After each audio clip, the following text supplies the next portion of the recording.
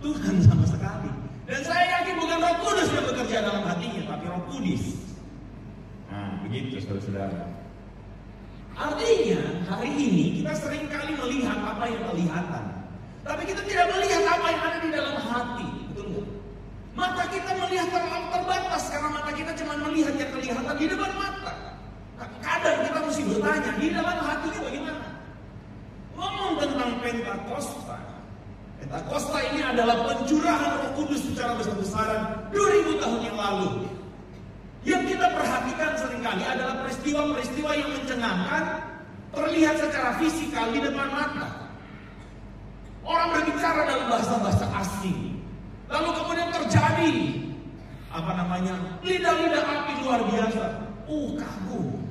Tapi saya mau tanya, kalau kita cuma melihat hal-hal yang di mata atau hal-hal yang lahiriah, pertanyaan saya adalah keliru kita kalau kita berpikir bahwa pencurahan Roh Kudus cuma ada di depan mata. Pencurahan Roh Kudus itu tidak akan berarti apa-apa tanpa mengubah hati. Katakan sama-sama dengan saya, mengubah hati.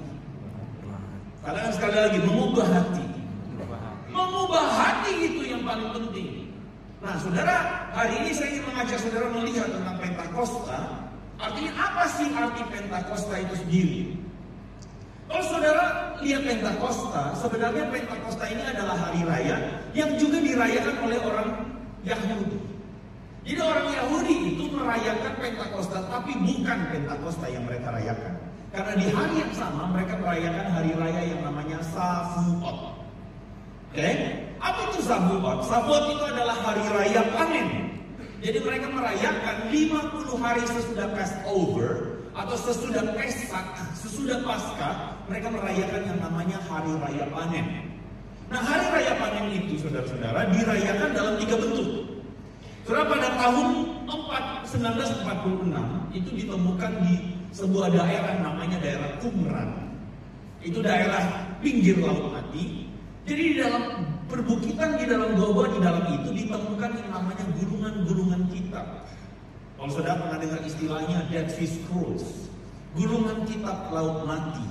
Nah, gulungan kitab itu adalah salah satu penemuan paling penting dalam perkembangan atau melegitimasi Alkitab yang saudara-saudara pegang.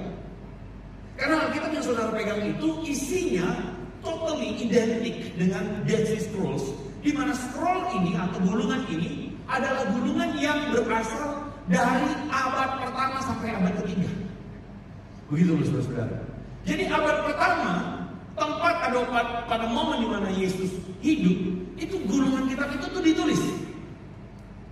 Nah, dalam salah satu gulungan kitab, bukan cuma Alkitab isinya naskahnya, Perjanjian Lama, tetapi juga ada beberapa kitab yang menceritakan tentang kebiasaan orang-orang pada zaman itu. Hari raya Shavuot salah satunya. Nah, dalam hari raya Shavuot orang merayakan tentang 3 festival atau 3 makna penting. Yang pertama, Shavuot itu berarti the day of first fruit. Jadi pada hari raya Shavuot itu orang merayakan di mana buah pertama atau buah sulung itu tuh adalah berkat Tuhan dan dikembalikan kepada Tuhan. Makanya saudara pernah dengar yang namanya persembahan buah sulung. Nah, itu adalah tradisi Yudaisme atau tradisi Yahudi, di mana orang Yahudi itu diingatkan bahwa segala berkat yang kita punya dari ladang, dari ternak itu milik Tuhan. Jadi mereka akan kembalikan kepada Tuhan karena ini milik Tuhan. Begitu kira-kira. Yang kedua, the day of new oil atau yang namanya minyak baru. Kalau ngomong tentang minyak, itu ngomong tentang berkat. Kalau ngomong tentang minyak, dalam budaya orang Yahudi itu pengurapan. Saudara, makanya kalau saudara dengar hari ini, pengurapan itu biasanya melibatkan yang namanya minyak. Itu berbicara tentang apa?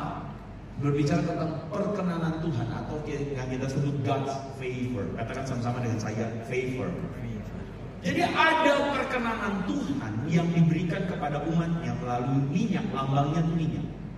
Dan yang terakhir saudara-saudara, new wine, the day of new wine. Jadi Shavuot itu identik dengan anggur baru. Anggur baru berbicara tentang apa? Sukacita. Berbicara tentang apa? Berbicara tentang berkat Tuhan. anggur baru. Makanya tadi saudara kita nyanyian apa? Anggur baru. Kalau saudara berasal dari generasi 90-an, generasi 2000, itu lagu identik. Anggur baru tercurah, penuhi umatnya dengan cinta. Saudara lihat, anggur baru itu adalah identik dengan Roh Kudus. Dan Tuhan menggunakan hari raya Shavuot itu untuk menunjukkan atau mengidentikan bagaimana Roh Kudus akan datang kepada umatnya tercurah seperti anggur baru, tercurah untuk memberikan berkat yang baru, tercurah untuk memberikan sukacita kepada umatnya, untuk memberikan penghiburan, untuk memberikan kekuatan buat kita. Dan saya sangat yakin kalau sampai di sini, saudara pasti setuju dengan saya. Amin. Amin. Kita semua